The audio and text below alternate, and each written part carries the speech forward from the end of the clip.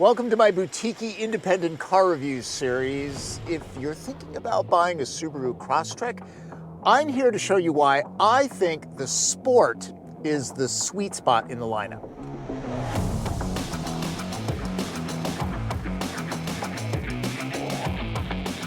Everything seems to cost more these days, including automobiles. The average vehicle goes for around 48 grand. Buy the right car and it can be a better value. You'll enjoy it more, so you'll maintain it better and keep it longer. Subaru owners tend to be happy campers, and Crosstrek is one of the least expensive ways to get into the Subi lifestyle and its symmetrical all-wheel drive. Only Impreza undercuts it on price. Crosstrek is often Subaru's best-selling vehicle. Historically, it and Outback swap places depending on the year.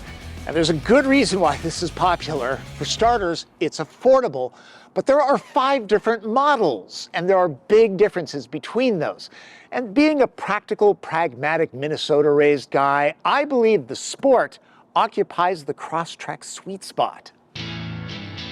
With $1,900 in options, my tester retails for $32,300, including shipping.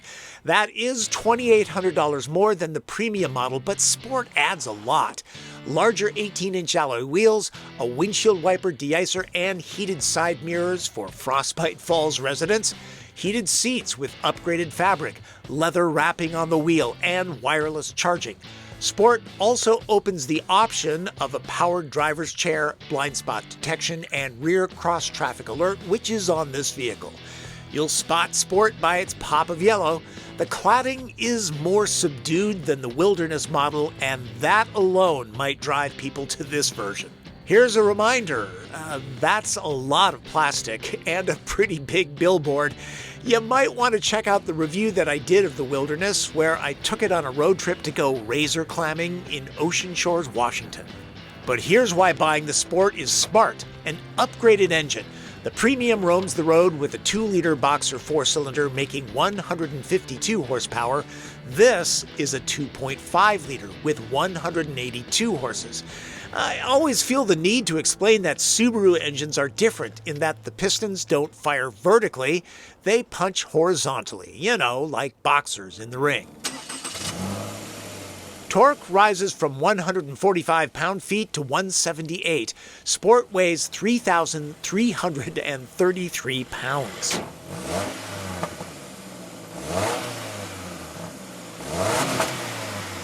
It's a Subaru, so it's equipped with a continuously variable transmission. It's tuned to feel like a traditional tranny down to simulated manual shifts. With decent response, it won't feel as quick as a dual-clutch unit.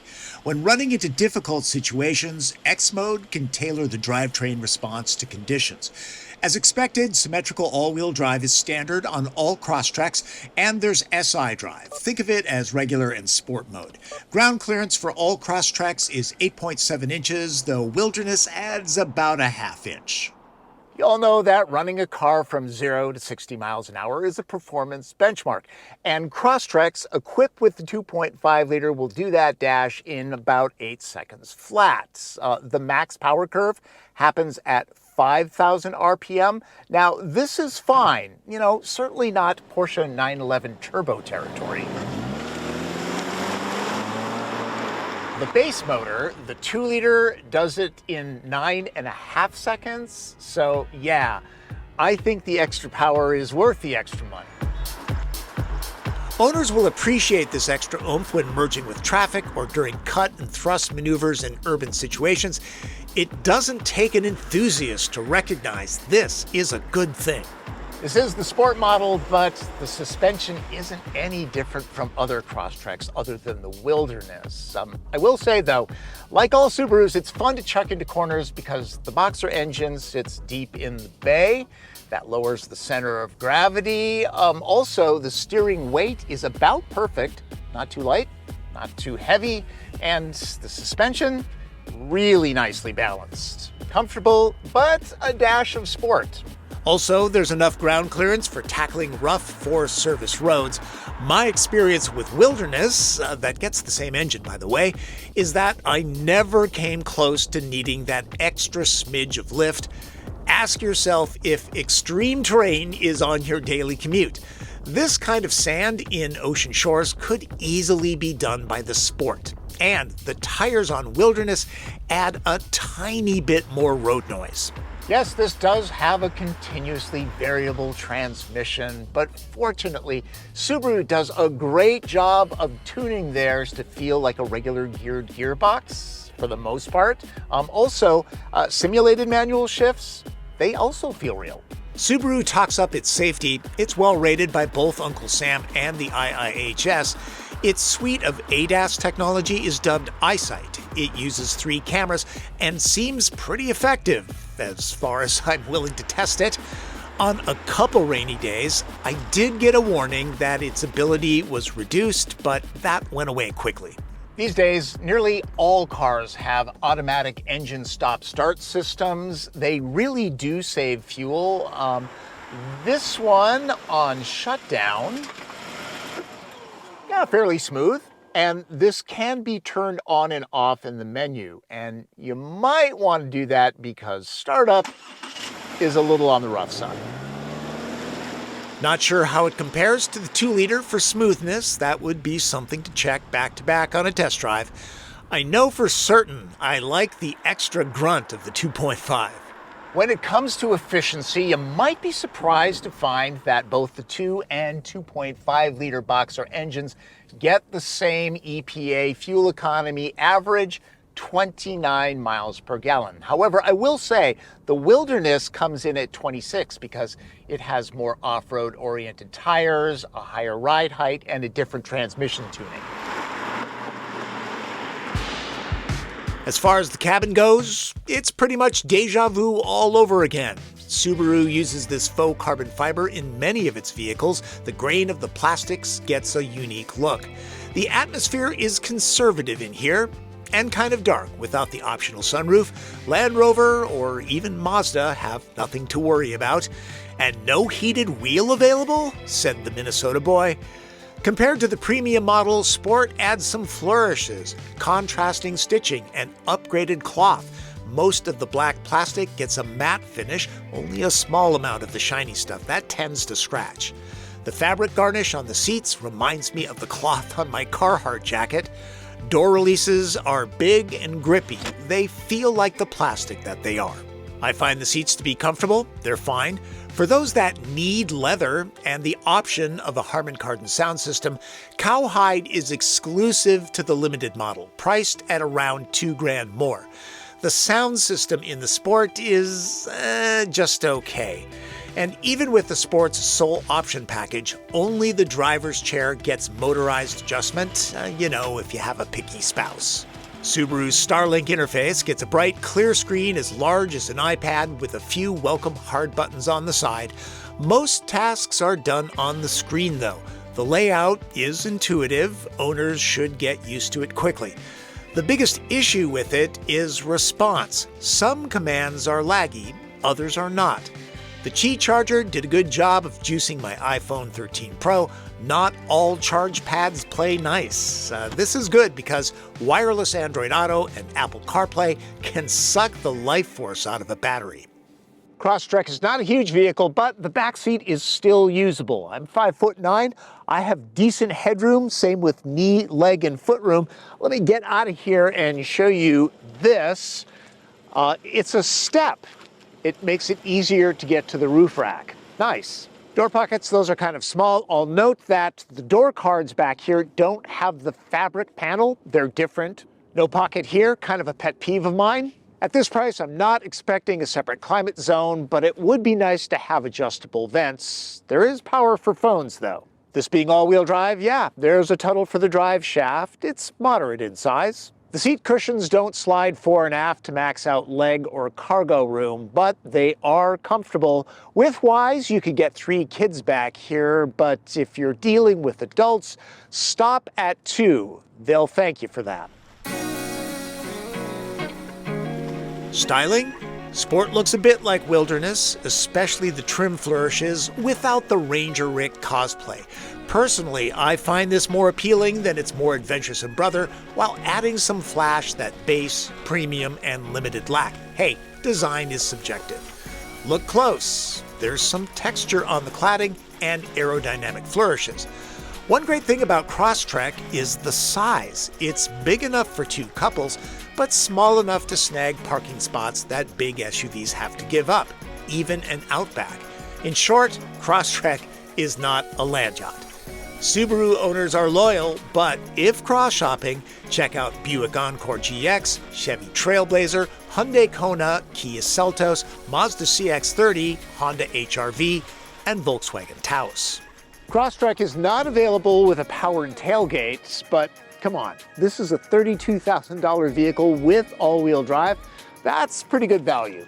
According to Subaru's website, this security cover that's standard on Sport is not available in the two lower models. I'm guessing you could pick one up somewhere. Seats up, the cargo hold measures out at 20 cubic feet. That's decent. It's important that there's more than a repair kit. Physical spares are a must for off-roading. Bag hooks, tie-downs, and a spot for a big water bottle are in the Subaru spirit.